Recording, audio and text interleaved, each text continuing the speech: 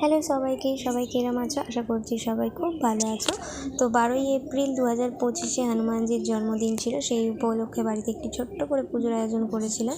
তো সেটাই তোমাদের সঙ্গে শেয়ার করব। দেখো এখানে 5 রকমের ফল, লুচি, সুজি, তার সঙ্গে 5 রকমের মিষ্টি, ভেলিগুড়, লাড্ডু, আর এখানে দেখো কাঁচা ছোলা ছিল। তো আমি সব নিজের মতন করে সাজিয়ে নিয়েছিলাম। এখানে ছিল এক্সট্রা সুজি আর লুচি, যেটা প্রসাদে দেওয়া হয়। আমি আমার পুজো শুরু করি। প্রথমে ধূপ দিয়ে ঠাকুরকে দেখিয়ে নেওয়া হয়, তারপরে প্রদীপ দেখিয়ে নিয়েছিলাম।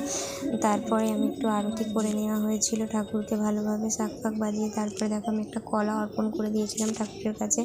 তারপরে যে বাদবাকি 5টা গোটা ফল ছিল, আমি অল্প অল্প করে ঠাকুরের কাছে ছুঁয়ে নিয়ে থালার মধ্যে রেখে দিয়েছিলাম, কারণ ওই ফলগুলোকে কেটে কেটেই কটা বাচ্চাকে দেওয়া হবে।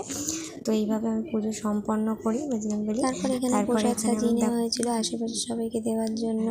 ছোট ছোট থালার মধ্যে দেখো এখানে লুচি, সুজি, ভেলিগুড়, ছোলা, 5 রকমের কুঁচো ফল সব দিয়ে থালা সাজিয়ে নেওয়া হয়েছিল, নিয়ে সবাইকে দেওয়া হয়েছিল। তো আজকের জন্য এইটুকুনি। তো দেখা হচ্ছে নেক্সট ভিডিওতে। টাটা।